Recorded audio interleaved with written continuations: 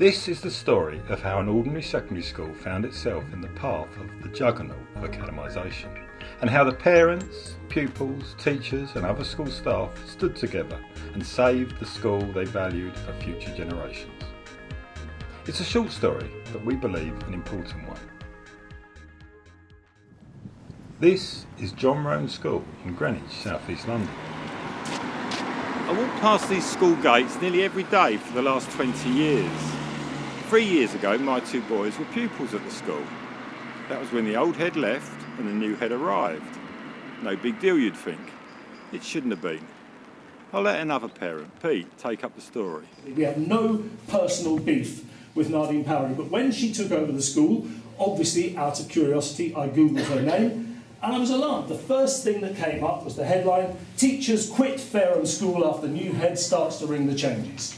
And it goes on, that was her last school, by the way. On her first day in the job last September, she set about making 19 support staff posts redundant.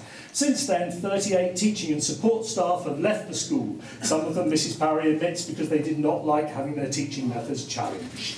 And the next thing you know, surprise, surprise, she had changed Neville Lovett Community School into Fareham Academy. I think one of the biggest things we've seen in the last few years of the Academisation is that money leaves the classroom and goes straight up to the top. A specialist education accountant, Streets are able to advise governors, business managers and bursars. In terms of financing, academies don't actually receive any additional income. For more information, go to our website, Accounts for Academies. That money is desperately needed in the classroom. On the one hand, we've got cuts, and yet people are taking outrageous salaries.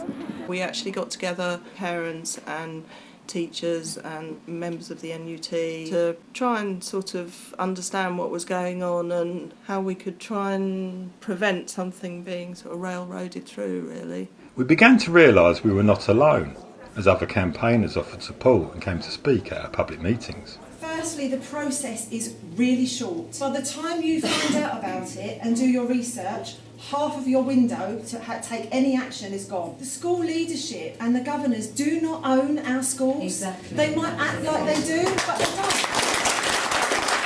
This is our children's education that we're talking about. If we don't believe that what they're doing is the right thing, we have a right to say so. You know, sadly, for Deansfield, it's too late for us. We'll get it back. Yeah, we will one day. We'll get it back, but they've made their decision. The application is in. It probably won't convert until the end of the year. But we went through so much in such a short space of time. I would like other parents to be able to benefit from our experience. The skills and organisation that the campaign attracted were never as important as when tackling issues such as the danger to special education needs provision. I thought, shall I have a quick look at Fareham Academy, where our current head used to teach, whatever she used to do. When it was Neville Lovett School, I forget, I've got the figures are not important, but it's important to know that the first year it became an academy, became Fareham Academy, the number of kids on the SEN register halved. Then it halved again. Could these two things be somehow related? Anyway, so I thought I'd look at John Roan. Our SEN registers hovered around the 10% for the last, same period basically. So what does that tell me? I know it already because of the way that I experienced SEN delivery in the school. But it tells me that it's a truly comprehensive school. Yeah, it was 95% of students didn't want to have the school academised. I'd written a very detailed letter to the governing body. I had emailed all of the teachers to say that the sixth formers were making a protest, and none of them had replied back saying, "Oh, would you like to talk about this?" It was kind of you'll be marked absent for the morning and it will affect your attendance. That's what they cared about, the attendance. One of the main points behind the protest, that actions do speak louder than words. By now we had a campaign growing through discussions, petitioning, leafleting, Facebook and tweets, all of which attracted support from parents, staff, trade unions and councillors. Our local MP recognised the groundswell of opinion and spoke at a public meeting. I think it's important to note, and this is particularly apt in the case of John Roan, there is absolutely no reason to jump now and make the decision to convert to academy status. Without the dedication of the NUT of the time, now the NEU, and their willingness to strike to save their school, I don't think the parents' campaign on its own would have done it, but I do think the parents' campaign added a vital element. We were out there on their pickets with them every time. We were obviously pressurising councillors, harassing MPs, getting the press down. Can I just ask, Matthew, what about your view on parental ballot? George, can I say that we'll take questions after? Is that all right? I know. Because he's leaving, so he has to ask again. You sneaked one in. I support parental ballot, and I've said that very clearly. It's on my website. I tweeted it umpteen times. I know we had a conversation about how I can, how can MPs communicate better. We could all do better. Because I think this is a valid question that we have. It's why aren't we being listened to? And we're demanding to be listened to. On the day, we had a lot more people than I thought would turn up. We all met in there. We had our own Resist t-shirts on, walked down the street chanting, shouting, whistle blowing, until we got into the front of the building. We all sat down in front on the big steps, holding our banner across. People were really nervous that we were going to be told off, and I was like, yeah, but if we're told off, really, what's the worst they can do? They'll be like, oh, look, you'll have detention for an hour after school. We all stayed for like 3 hours after school every night anyway, so we were like, oh no, having to stay. When they saw how many of us there were and the kind of morale there was that morning, then people definitely did want to get involved. So I handed out extra banners, extra t-shirts. The history department will say, standing on balconies, yelling for us all to get to class, making far more of a disturbance than I personally think we were making. But he was like, yeah, get to class. And we were like, no. The head teacher, Miss Powery, at the time, she came out from her office and overlooked everyone and then called me to come upstairs to talk to her. She said, we're not an academy. And I said, yes, I know, but we feel like as a student body, we haven't been heard in this. And then she said, well, I'm sure you'll be told at a later date when things are a lot more definitive.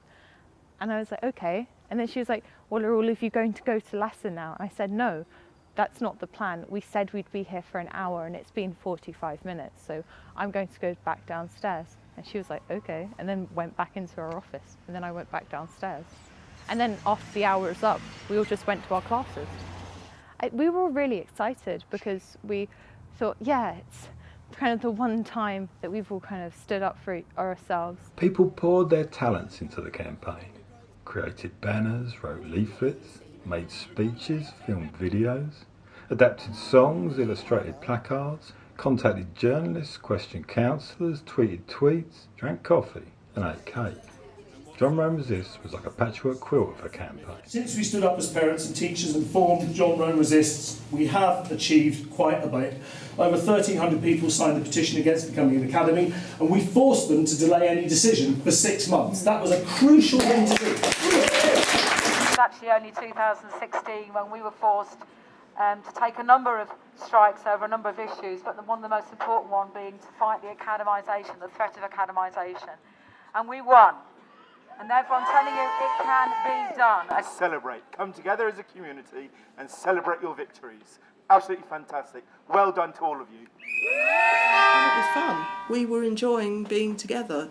We were enjoying being in community. Primary schools are in the firing line right now. Schools like Avenue Primary, where the parents are going through the same process of questioning and learning, explaining and campaigning that we went through. They have built a dynamic and vibrant campaign and linked up with other local schools in the same position.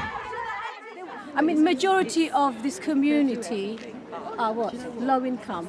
And majority we're working class. Yes. You know, we're a diverse, mixed community.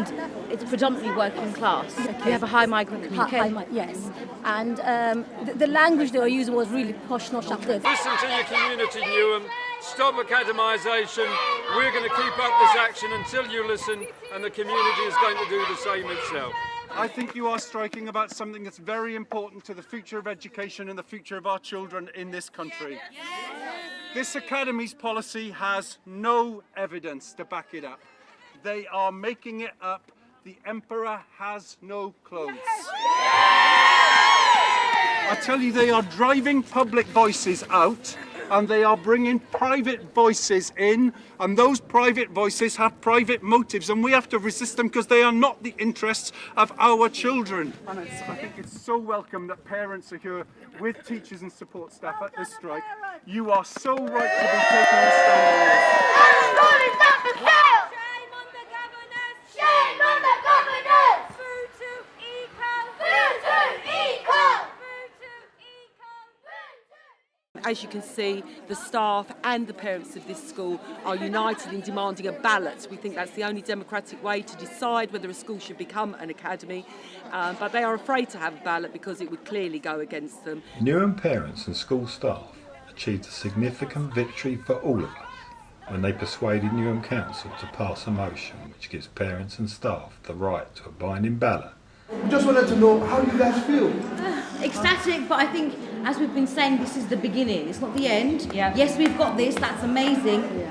But we've got so much work to do to make sure it goes out to across the borough, across all the schools. Make sure people feel supported. Because one of the things that was coming out was that schools don't feel supported. That's a real shame. So we need to try and figure out ways to support the schools. Because it's like happy teacher, happy child, happy parent. Yes. You know, the three have to work together. It's a victory for all schools today. All schools. It's not just us, because it's Keir Hardy, Cumberland, Hallsville, Scott Wilkie, everyone out there. I think have faith in the parent voice. And it was our relentlessness, both the parents and the teachers and support staff in the end, that it proved too much, and she left with her academy plans with her. Think how much stronger we'd be if we had a head and a board of governors and the local council who are on our side, working with us to keep John Roan the school that I love, a local community state school that gives every child the education that they deserve. Thank you very much. I'm not saying it wouldn't have mattered if the academisation hadn't been headed off, but I think what is much more useful for the community and for our family to see was that we could join together and we could actually be heard, and that's something that is that lasts your whole life long. Wherever community schools are under threat, there will be parents, pupils and staff that want to stand up and save the schools they love and value. That's where the spirit of resistance will be found, and the fight continues. John Roan resists. How passionate parents and the community feels about academisation. Nobody wants it. Get it out of our borough. We don't want it.